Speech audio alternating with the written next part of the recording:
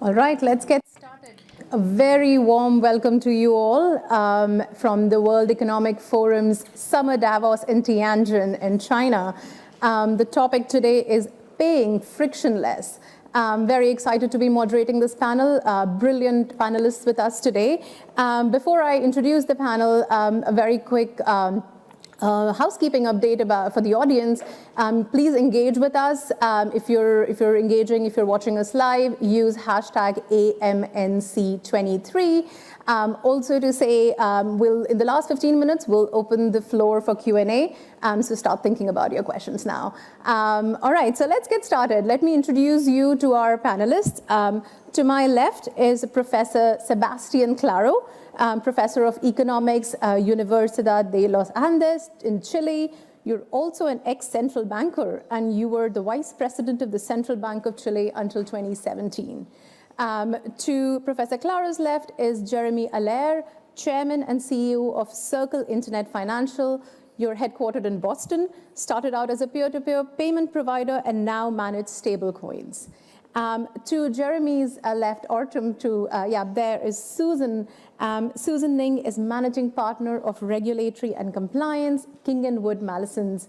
You'll be giving us a legal perspective on today's topic, so really looking forward to that. And to Susan's left is Royal Chen, Vice President, Tencent Financial Technology. Tencent is, of course, a big Chinese tech company, and I'm very keen to hear from you, and so is everyone else, about your experience of operating in a digital payment space. So let's get this party started. I know it's about 4 o'clock in the afternoon here. You've all had your lunch, but we're going to make it as interactive as possible so you all don't go off to sleep. And the memo I've received is to make it conversational, dynamic. So let's jump in and talk. So if Professor Claro says something and Susan, you don't agree, please do jump in, right? And I'll try my best to keep it as dynamic as possible. So paying frictionless. We're talking about cross-border payments here, cross-border transactions. They're growing really fast. The World Economic Forum estimates this to grow from 29 trillion in 2019 to around 39 trillion as of last year. Now, this is all attributed to a number of factors. There's global trade that has improved a lot over the last few years. You've got borderless e-commerce. You've got digital-driven businesses. So a lot has happened. But when you look at today, my dear panelists, when you look at where we are today, a very open-ended question for you all is, when you look at the current landscape for digital payments, what do you think? Where are we? And I want to start with Jeremy, because I'm looking straight at you, so go to you. Sure, it's a pleasure to be here and happy to kick this off. When I look at payments today, in many ways, payments are still trapped in a pre-internet era. Even though we use mobile payment applications, a lot of those are kind of their own walled gardens. You can pay someone who has WeChat, or you could pay someone who has Venmo in the United States, or if you're in a given country, there's a bank network. We don't actually have, at least quite yet, an internet scale model for moving value, for storing and moving value. And so really the opportunity that we saw 10 years ago when we founded Circle was this idea that we were going to see a new infrastructure layer on the internet where value itself could be a native part of the internet.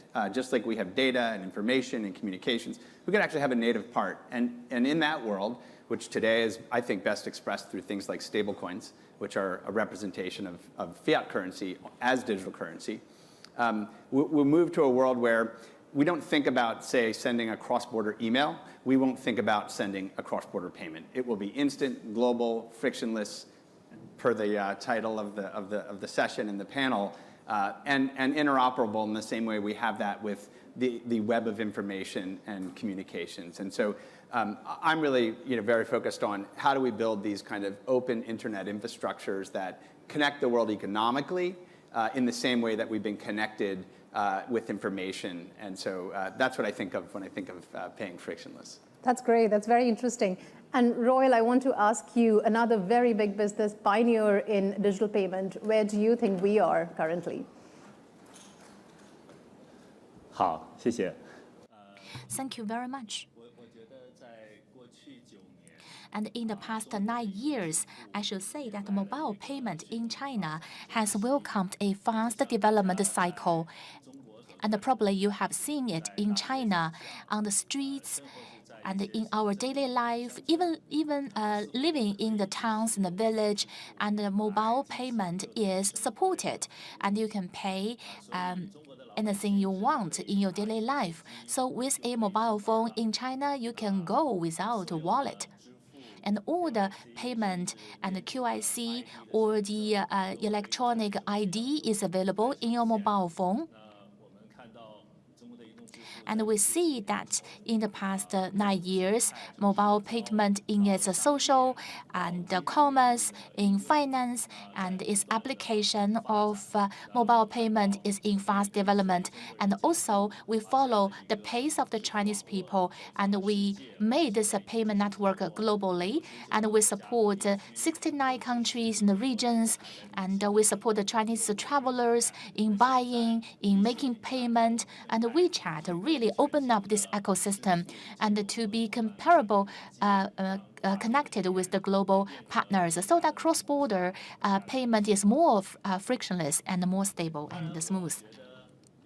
And of course, I want to say mobile payment, globally speaking, the standards is quite different. The habits, the culture is different in the mobile payment. And it is up to the requirements of the regulators. Such a difference in the regulations, for example, in Europe, EU, and Asia and African countries, and we see some diversified local culture and different habits of life. We need to make reflections while we show respect to the culture difference in mobile payment. On the other hand, we could see this network with uneven development. They can still have a consistency service in their payment, and that is a subject in front of all of us. We want to promote the whole world to be connected. Thank you. That's great. Very interesting point you said there about regulators and about habits being very different across the world. And so I think it's time to bring in the regulators then. And Susan, I look at you. Where do you think we are? What's your opening remarks? I actually would echo Roy's comment.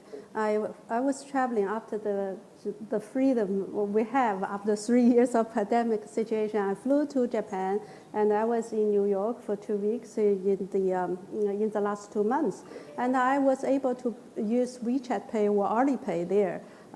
Believe it or not, I was able to pay the taxi driver in Japan with my Alipay. I was able to pay in the outlet in New York, the Woodbury outlet, with WeChat Pay. So this is just echoing what Roy just described. But from a regulatory perspective, we would see that I'm a data protection lawyer. I would, the first idea, first concern come to my mind is how to protect the personal information that has been cross-border because of the cross-border payment. Of course, we enjoy the frictionless payment experience, but we are also concerned whether our personal name, contact information, bank account, even address associated with such a bank account will be shared, in which way, to what extent, and who will have access in that regard.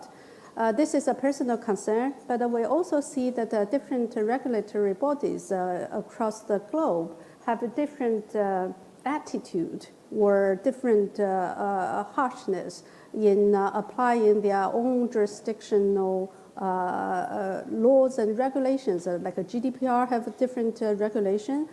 Cloud Act has a different. In South America, you also have a different personal information protection regime. So these different jurisdictions may result in a conflicting compliance program that the enterprises will have to form, where solving these conflicts could be very costly. So, and of course, costly doesn't mean necessarily only the compliance costs, but also if they are found not in compliance with local regulation, they will be fined. And that could be very heavily financial burden. That's great. Thank you. Professor Claro, you're probably looking at this from a very different lens, through a policymaker, as a ex-central banker, now an economics professor. What's your take on this? So let me start by saying that when I think about digital payments and digitalization, I think in a revolutionary change in the way payments are done, lowering the per transaction costs. We know in economics what does per transaction cost mean. When the cost of doing transactions is very high, people do very few and large transactions. That happens in international trade, in domestic trade. When per transaction costs are very low, people do many small transactions. Now, we tend to think that lowering per transaction costs save costs of doing transactions, which is obvious. But the main benefit of that is that lower inventories need to be held by the people doing transactions. Same thing, in my opinion, happened with money. What this lowering of per transaction cost really means is that people will need to hold lower stock of liquid assets. And that is a game changer for the financial industry. So I take this perspective because I think there are three main players, which are the central bankers, commercial banks, and non-bank institutions, call them fintech, big tech, third-party platforms, whatever, okay, that interact with each other. And commercial banks in these new settings do not have necessarily the incentives to innovate too much. But there's a pressure from outside for innovation. And this interoperability and relationship between non-bank platforms and banking, I think it's at the center of this change in the way the system is playing. Because for commercial banks, they might not only have the incentives to innovate and lower the amount of liquid assets that people have, but also because from the regulatory point of view, they put security before consumer attractiveness. And on the other hand, other players, which are not as regulated as banks, put consumer attractiveness over security. And then I think the great dilemmas, leaving aside the role of central banks and CBDCs that we could talk later on, okay, is how to manage this trade-off between allowing for innovation outside the banking sector, pushing for open banking and the connection between these non-bank institutions and banks, but making sure that data security is well taken care of, consumer protection is well taken care of, and financial stability is not threatened. That's great. One theme that I'm kind of seeing emerge here is how this digital payment system has to be streamlined, and it's very, very important. It's because it's the backbone of the global economy, the backbone of global trade. But how do we do that? I think recently G20 also put, sort of improving cross-border payments as a goal. Now my question is, what kind of innovations are we seeing? What kind of innovations can be used to improve this or achieve this goal? And so I want to go to the businesses first. So Royal, if I can lean on you for this question first, and then maybe go to Jeremy after. Thank you very much for your question. Talking about innovation, in my view, in the digital payment, and that is the QR code payment. That is our top innovation. And I believe, and worldwide, we see some POS payment and FC payment, and QR code payment is quite unique. We skip POS payment, POS machine, and we just use QR code. You know, China has a large territory and at different regions, and the cost of a QR code is so low, and it is available everywhere. You can use it in the cashier, and also you can print it out on the paper, and also you can put it in the entrance at the parking lot. and by social media, and we try to spread out the QR code. For example, you help others to make a purchase, and the people make payment to you. Just scan your QR code. I see some young people just print the QR code on their T-shirt. And flexibly, they can use the QR code to make payment or receive payment. And I think that QR code and its application in China or in the worldwide and could be a high innovation, very good innovation worldwide by using QR code as an innovative method and a WeChat payment transferred from send a social media kind of payment to quickly used by people on the streets. In a few years, we've expanded the QR code to more than 10 million merchants. So in this huge network of merchants, we've found there are micro businesses, those tangerine buyers, street trolley selling tangerines. They could use QR code to receive payments. And that is of great benefits to them. They don't have to buy any expensive equipment. And the down payment and the first investment is extremely low, and that could inspire more business activities in the society. And we are also seeing the evolvement of payment technologies, such as the payment stereo by WeChat. For example, if you're selling fish in the wet market, you are using your hands all the time. You need to wrap up your fish to the customers, so your hands are fully engaged in all kinds of activities.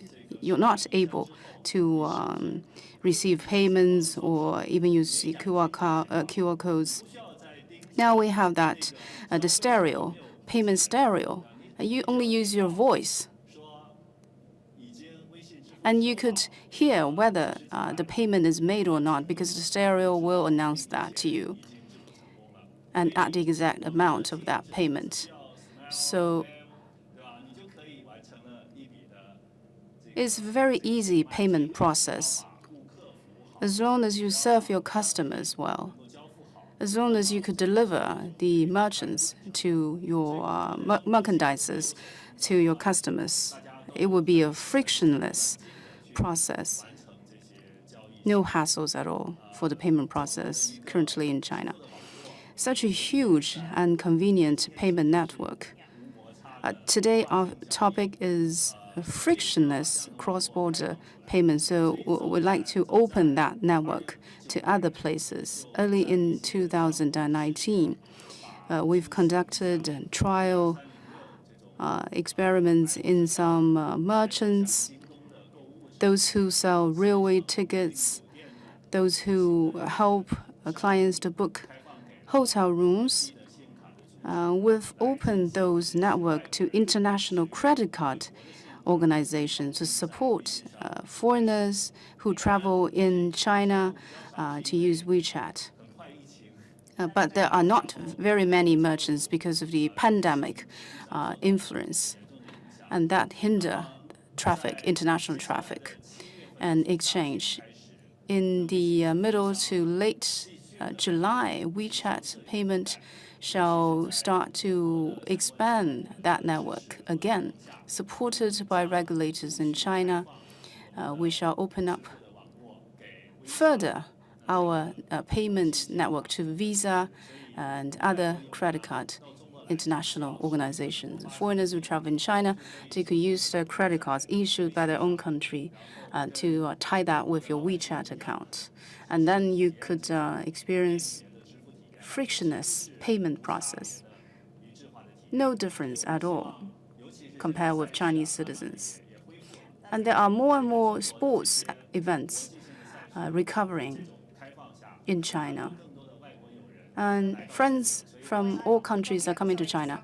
Because I want to go to the other panelists as well, but this is very interesting what you just mentioned about opening up WeChat to the rest of the world as well. Thank you very much for that. And I think what you just said about consumers and how it's made life very easy for consumers, that's exactly what I think we want to be able to translate to businesses.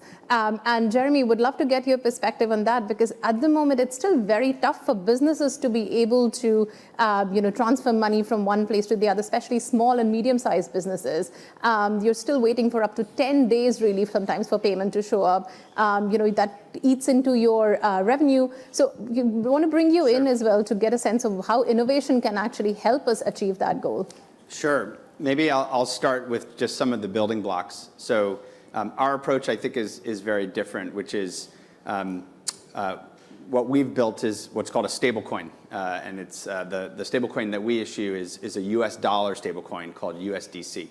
It's regulated similar to other payments companies in the United States, so it has many of the same regulations around it, but it functions really differently. When a business comes to Circle, they take traditional money from a bank account and they deposit that, and then we issue digital currency tokens that then, instead of being tied to a specific wallet application, they work on the public internet. And so you can take those and you can send and receive them to any digital wallet. And similar to today, if I sign up for an email account with one company, I don't worry about whether someone else has the same email service. Yeah. Blockchains are basically a public network that allows for interoperable exchange of value. And so this digital currency model, just in the past several years, has grown enormously. We've issued and redeemed over 600 billion US dollar coins, USDC, and on blockchains, we've supported over $11 trillion in transactions.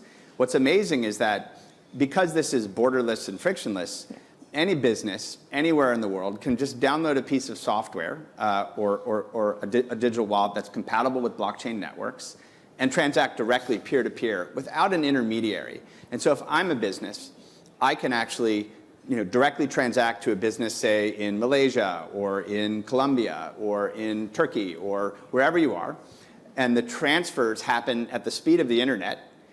Right now, USDC can transfer with what's called settlement finality, with final settlement, as fast as 500 milliseconds, with a transaction cost of about a penny, sometimes even less. The average transaction can be around 2 or 3 cents.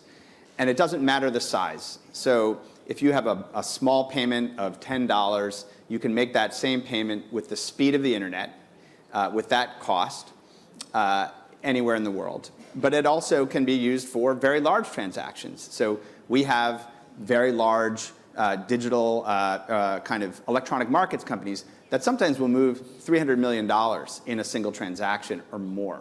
And so it's a very scalable model. It's an interoperable model that's built on the public internet. And I think for people, SMEs, especially individuals, the freedom to transact on the internet, it feels very natural. If I download WeChat or WhatsApp, I don't care what country you're in. I just communicate. And so once people start using digital currency like this, it's a kind of freedom that is hard. It's hard to put back. And so this is proliferating. There's, because this is all built on open source software, anyone can build a piece of software compatible with blockchains. There's thousands and thousands of digital wallets that have cropped up and are growing. Big mainstream companies like Grab or PayPal are connecting to these blockchain networks. And so we're getting to a place, and I think we'll see this in the next couple of years, where most of the major digital wallets in the world will connect to blockchain networks. And then you'll have real interoperability, and that will work for businesses, it'll work for individuals. And there are many other promises to this. I think in the business context, one of the really powerful things about these networks is not only can you make transactions, you can actually write contracts. So you can write a business contract. That business contract could be related to payment terms. It could be related to a loan against an invoice. It could be a contract tied to performing a labor function. Whatever it is, those contracts can be written in code and then can be deployed onto these networks and enforced by software. and in an open global way. And so the promise of this for commerce is, in our views, is exponential compared to what we have today in today's financial system, which is very kind of in these stovepipes separated, et cetera. So we're looking at a world where business payments, peer-to-peer payments, business remittances, international remittances, where the price will go to zero, and the velocity will be the velocity of data on the internet, and the scale will be internet scale. And I don't think we've even fathomed yet what we're going to be able to do with that, but that's what we're seeing happen today. And again, there's only hundreds of millions of people dealing with this today, but I think the technology of blockchains is just now reaching a point where it can support billions of people in the coming years. And then we start to have real internet scale financial transactions in a way that I think will surprise a lot of us. That's great. So we've got, from a consumer perspective, from a business perspective, things are moving very fast. There's lots of innovation happening, but I can see some alarm bells around me. So I want to bring Susan, you in, because this is, for lawyers, this means that there is more checks and balances in place. So things like anti-money laundering, things like KYCs, things like cybersecurity risks. When you hear this innovation, what do you think? What are you thinking about right now? Yeah, since everyone is talking about innovation, creative, payment methodologies, as Professor Claro has rightly pointed out about the issue of banking institutions versus the so-called third-party platform or non-banking institutions, the interactive and the interoperability are important from a regulatory perspective. Who is responsible for what? Like regarding the issue, like opening an account, verification of the account user, and also who is giving the payment order. If there is something around, just in case of shutdown, let's say, especially when we're talking internet scale, then who is responsible for some missing transactions or mistaken transactions? So this is like as a legal professional, I would pay much attention in this regard. Of course, anti-money laundering. They say the traditional banking institutions, indeed, they are imposed on heavy duties regarding security, anti-money laundering, and etc. While the so-called new payment institution, third party like WeChat, Alipay, they may please the customers as a priority versus the so-called security issue. So how to balance, of course, enchanting the customers, the consumers is like a lifeline, for a business. But security is also, especially for financial institutions. This is actually an issue that legislative bodies should really strive for, their efforts for. And I think from legal perspective, I would see that in China, we always say, let the bullet fly for a moment, especially addressing the situation where the industry practice, go much faster than the legislative bodies movement. So I think for this industry, probably this is also true. Let the practice develop for a moment and see how the regulatory bodies react, and also how international organizations, treaties, agreements could also reach at a higher level, which we still are waiting. As you say, a G20, they have painted the four objectives they are efforting for, the transparency, the coverage, and the speedy, a swift transfer of money and security. So let's see how we can reach to that level. Yeah. Professor Claro, would you like to weigh in? Two dimensions maybe of the regulatory discussion. One is the one Susan was pointing out, which is how to establish an adequate equilibrium between innovation and financial stability, so to speak. For example, in some places, Chile is one, when there is a security breach and there is a payment that was not asked for mandated by the customer, through one of these platforms, it is the bank that needs to respond to the customer, and then the bank needs to go back to the third-party platform to ask for the money back. But the third-party platform might not even have the solvency record to respond for that. So I think this is one of the most difficult issues. Same thing with consumer data, etc. A different thing is regarding the cryptocurrencies, stable currencies world. And there I tend to think, for the good or for the bad, that central banks are very aware and nervous.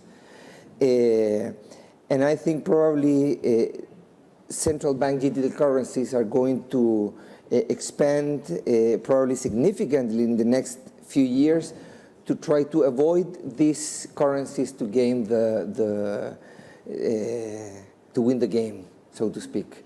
There are good reasons in terms of financial stability for that. But especially, and these are very different perspective maybe, from a macroeconomic perspective. When you have a business cycle, demand for liquidity changes because risk perceptions change, then there is a need for the money supply to change very aggressively. Central banks, maybe they do it right in some opportunities, maybe they do it badly, but they have the control of this money supply. Some, maybe not all, and maybe I'm losing part of the story, some of these alternative monies have kind of an exogenous supply of money to give them credibility. But at the same time, they weaken significantly the way the business cycle can be managed. And so, hence, my view is that central banks are probably going to push harder in favor of the digitalization of their own currencies, bringing into the regulatory framework non-banking financial institutions, probably with much stronger regulation, to offer businesses and consumers access to, so to speak, central bank accounts, easing the speed of transactions, and avoiding a system which goes beyond their influence. That's very interesting you say that, because recently, I think Federal Reserve Chair Jerome Powell said that he acknowledged stable coins, right, as a digital currency, and he said that the Fed wants complete oversight, which they want to roll. And I'm very keen to hear from you all whether you think this would open doors for more central banks to follow. Jeremy, I see you're agreeing with me. Would you like to jump in? Sure. We're very close to this topic. Yeah. Right now, the United States Congress is discussing a new set of regulations over the issuance of the private issuance of digital dollars. And so USDC is an example of that. And there's also been discussion about central bank digital currency in the United States, but it's been rejected. In fact, in the same testimony, Chairman Powell said, we are not moving forward with central bank digital currency. Chairman Powell also said we need to provide clear rules around private sector innovation through digital dollars and stablecoins. Secretary Yellen, who I know will be here in China soon, similarly is advocating. And the US Treasury Department at the FSB at a global level has really said the priority now is regulating this sector. But I think the result, to build on what was shared, the result is actually building a model where the base layer of money is very safe. So you have digital dollars where the assets that back them are held with the central bank or in things like government bonds, short government bonds. And then you have something that everyone on the internet, every user, every business will know. This is a cash equivalent instrument. And then you have the traditional central bank oversight.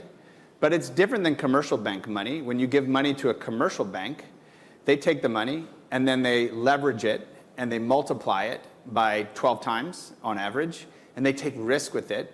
And that introduces systemic risk and financial stability risk. It has us other benefits as well, but it introduces this risk. And then from time to time, every 10 years, every 20 years, you have bank failures, you have bank runs, and then you have huge bailouts and so on. And so stablecoins provide a way to have a base layer of money that is very close to the central bank. And so you're not changing monetary policy, but with the benefit of, instead of the government being responsible for developing software, deploying networks, running technology, you allow bank and non-bank companies to actually drive the technological innovation and to be constantly upgrading that technology. Because as we see, whether it's with AI or blockchains or other things, the pace of technological improvement is constant. It's by the week, it's by the month.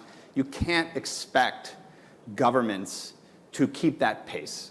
So you have to have this public-private partnership and preserve the role of the central bank, but also unleash the entrepreneurship, the theme of the conference, and innovation in these areas. I think Tencent is actually a tremendous example of doing exactly that. And it's interesting, in China, there is a central bank digital currency.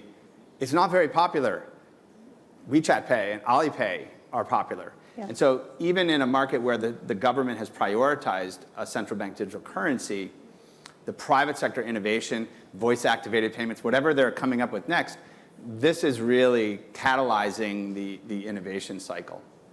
That's very interesting. Professor Claro, what do you think are the challenges with something like that if more central banks start to follow with the Fed taking the lead? I fully agree, and maybe I was not clear enough on saying that this discussion on central bank digital currencies that not necessarily substitute away the role that the public sector, that the private sector might have on the development of that. Indeed, one of the risks of development of these central bank digital currencies is to take away all the funds from the financial sector and from the commercial banks, and that would be very bad for the country and for the way the central bank would like to work. So it is a design that mixes the role of central banks and the development of private sector, which is probably going to move forward. There is a recent report by the Bank of England a couple of months ago, maybe February 2023, that points in that direction, I think. A different story, though, is the cryptocurrencies, or the original cryptocurrencies, which to some extent do not fit into this model, right? But I tend to agree that it is a mix of private participation and central bank participation that would probably move forward. Otherwise, the risks for the central bank are very high on dealing with thousands of payments, millions of consumers and payments. That is not their business. They don't know how to do it. And would substitute the role of commercial banks. That is neither their intention, I guess. Yeah, that's very interesting. I want to move on quickly because I know we're running out of time soon.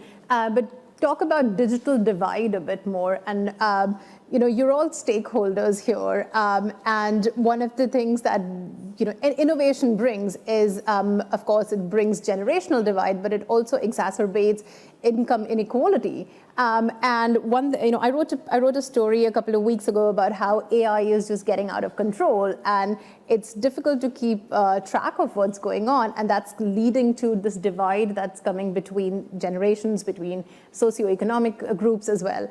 And so, as stakeholders, how do you think you can all come together to fight this inequality, growing inequality that more and more of this digital revolution will bring in? Royal, do you want to weigh in?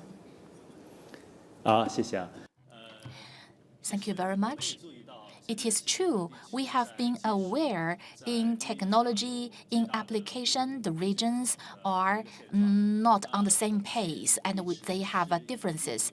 And Tencent always put users, consumers in centrality, and we want to do the good things. And in 2016, we have ran it application in Hong Kong. In our observation, we see some Philippine employee working in Hong Kong. Every every week. They only have 1 day off for rest. They need to queue up for every hours to wire the payment to their hometown. After reading the newspaper, we believe such ROI is so low. We come up with we remit payment functions. So these they go to 7-Eleven, the convenience shop. They can have e-money. You can transfer back to their hometown. And we are used to it in China. We think it's nothing interesting. But they can get money at the hometown from the shop at their hometown, and they can go to the shop. And they can go to the pawn shop and they can get it. And this kind of culture difference, we are able to minimize the divide.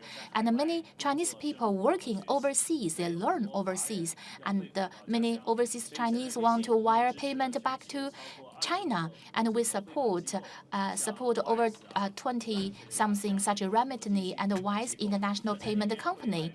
And they transfer foreign currency, and after transfer, and they send a message we call a share link, send it to WeChat. On WeChat, you click it. You don't need to fill in your account number, no more QIC information. It is being there in the WeChat, and their family member can receive the payment on WeChat.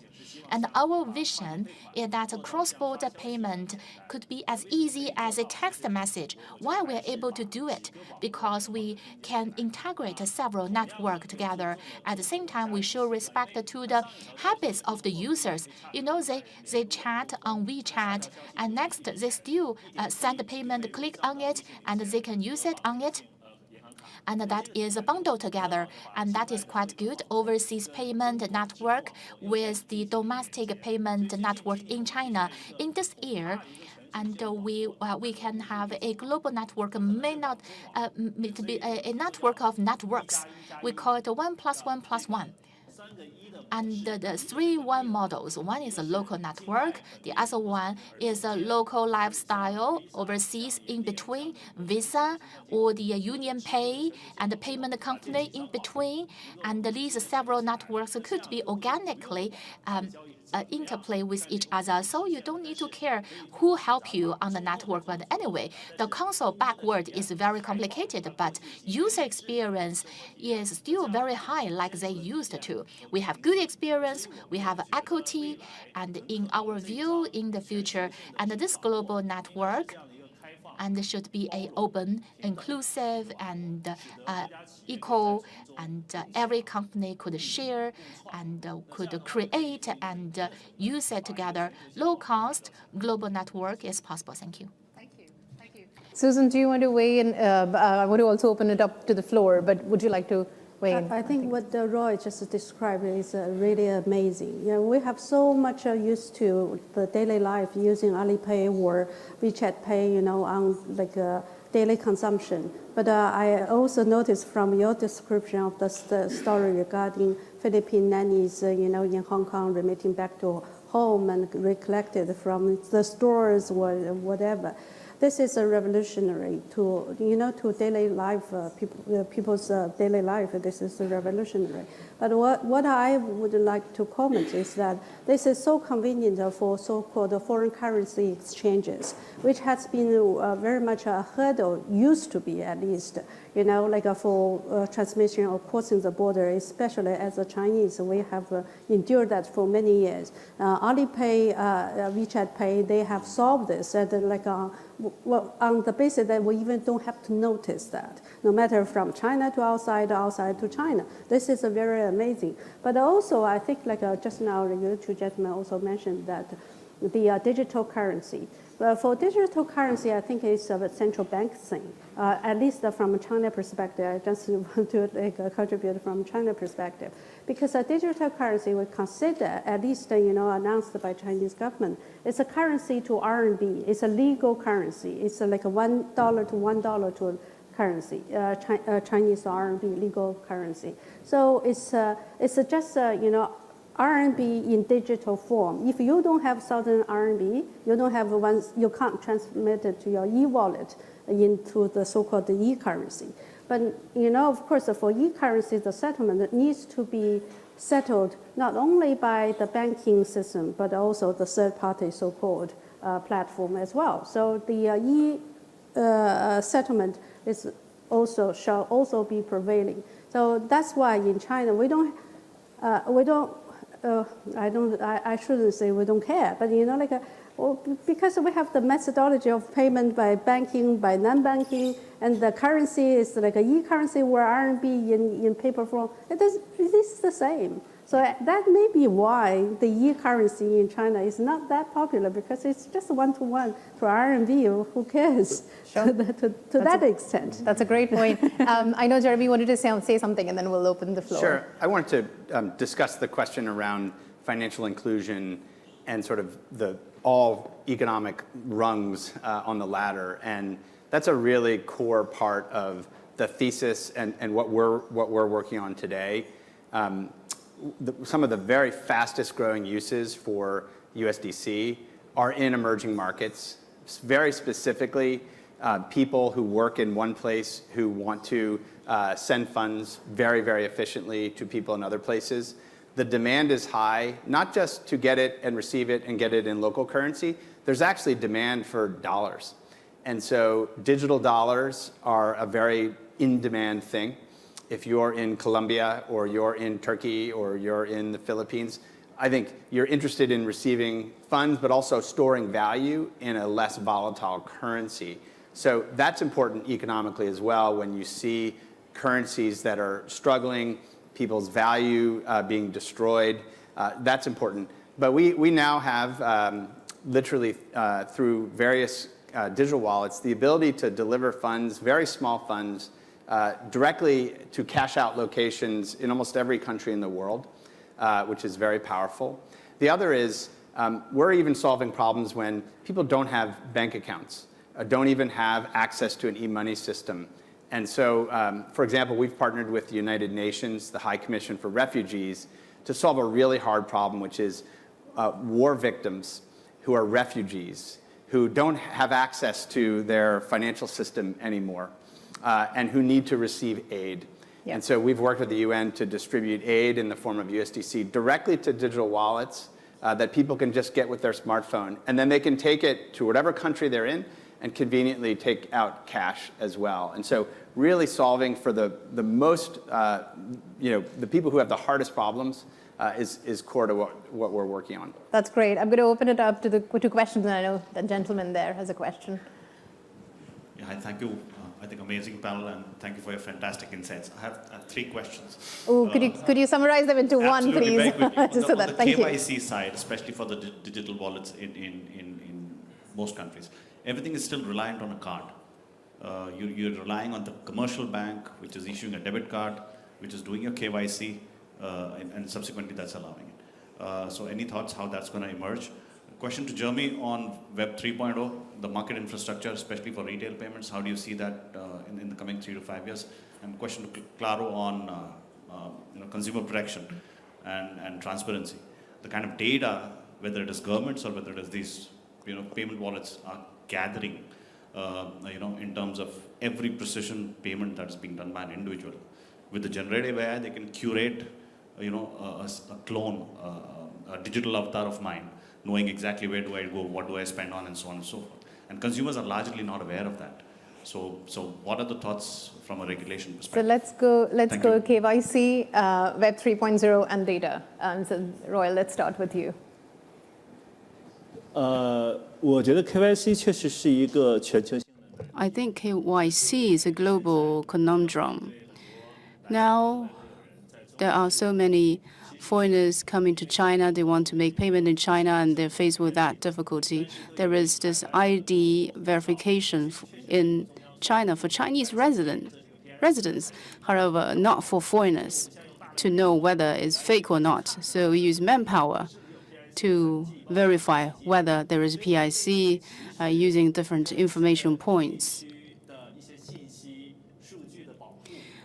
And that also has some conflict to data privacy and information protection of different countries and regions, because some data could not be referenced by us. And that conflict will be here with us for a certain period of time. We could streamline process, however, the process could not be accepted by all regions and countries. So there might be a tolerated method coming up, discussed by different regulators. Essentially, when people talk about Web3, it's really referring to the use of these blockchain networks for different kinds of data or applications, and then connecting people's identity or wallets or other things to that. The infrastructure is maturing very fast, and I think the way we think about it is in two areas. The first is just making the infrastructure kind of invisible to the users.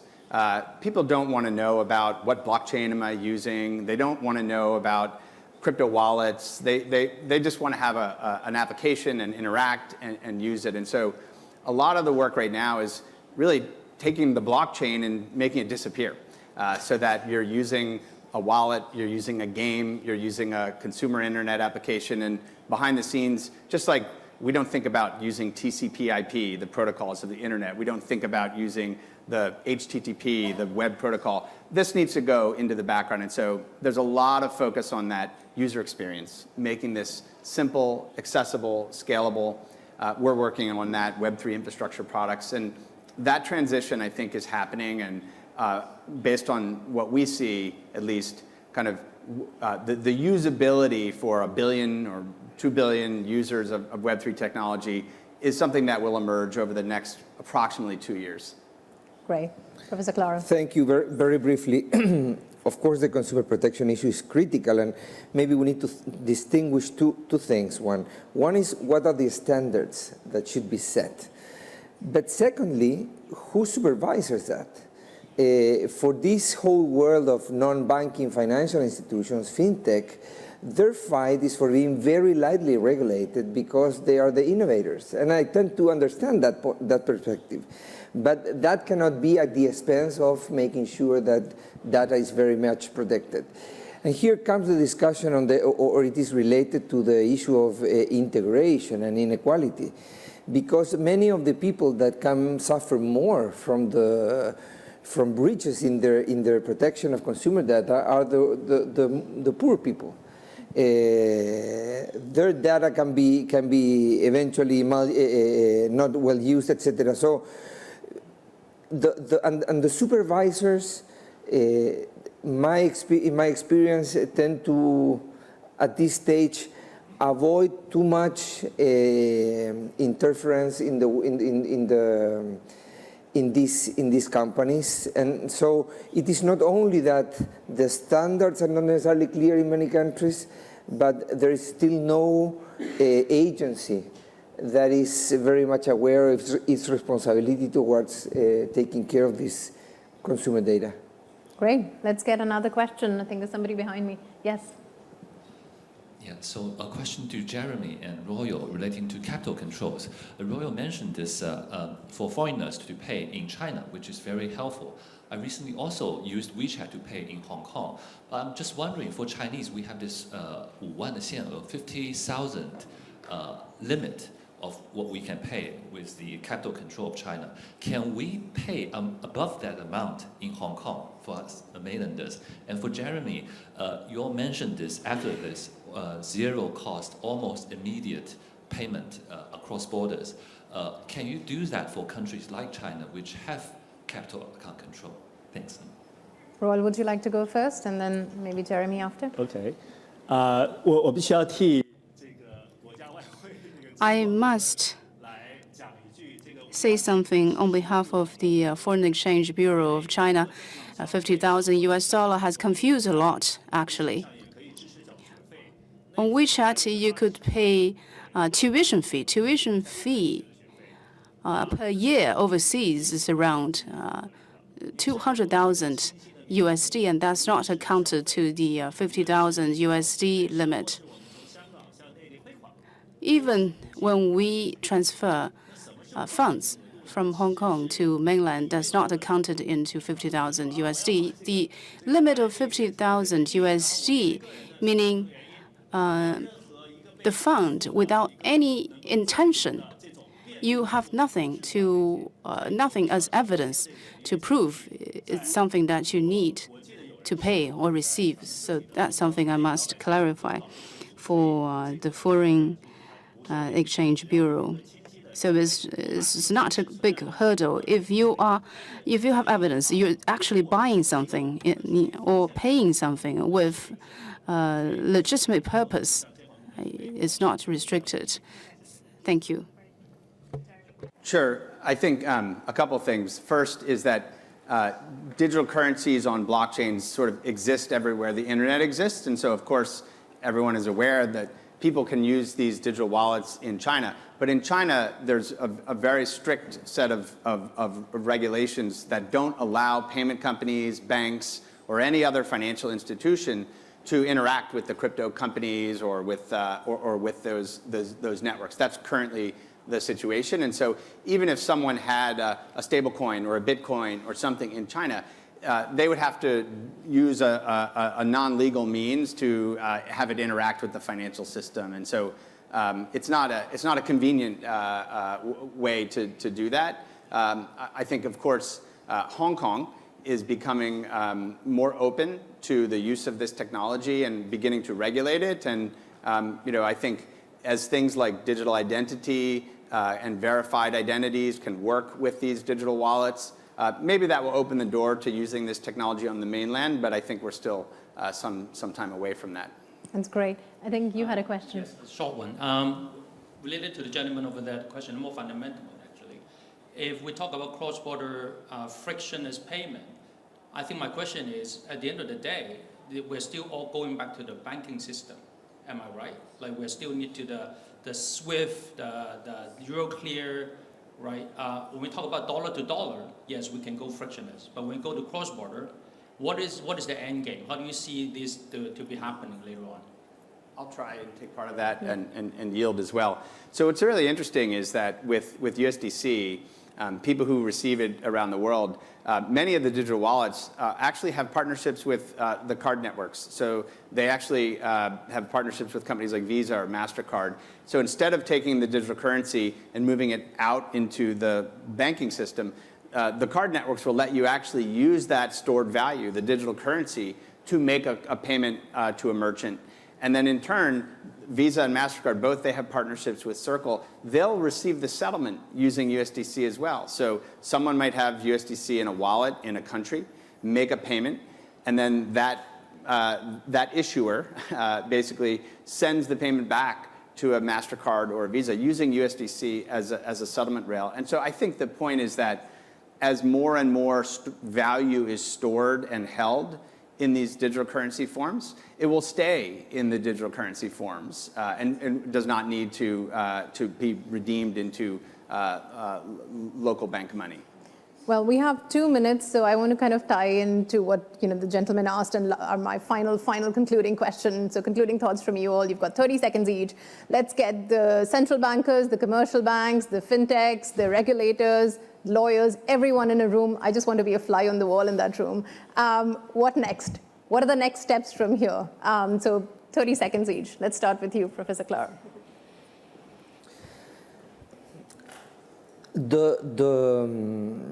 Unfortunately, because in the last 20 years we have lived through a very bumpy period of financial stability, I think all the discussion nowadays is very much oriented toward protecting stability in the financial sector. Naturally, that comes as a cost, and that cost to some extent is innovation. But I expect, this is a hope, that at some point we will be willing to manage well the trade-off and taking care of financial stability, make use of these innovations because they cannot be avoided, actually. Okay, Jeremy. Yeah, I think very simply, I think if you have all those stakeholders together, I think the important thing is everyone wants responsible innovation. They want to allow innovation to flourish, and they want the innovators to also take account of the risks. And so I think finding that balance, everyone trying to find that balance of maybe you can't think through every risk and manage every risk, but taking a risk-based approach where you apply the amount of regulation based on the scale of the technology adoption. Susan? I echo 100% of what Jerome says. So equilibrium. Yeah. Royal? Payment will no longer be just payment.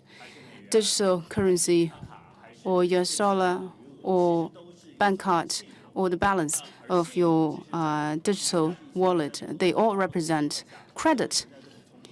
And there will be some conflict due to variety of cultures. And how could the regions be inclusive and open up? And that is the true problem behind the payment. Thank you. Thank you very much to our panelists. Please give a huge round of applause to our brilliant panelists today. Thank you. And thank you to the audience. Thank you.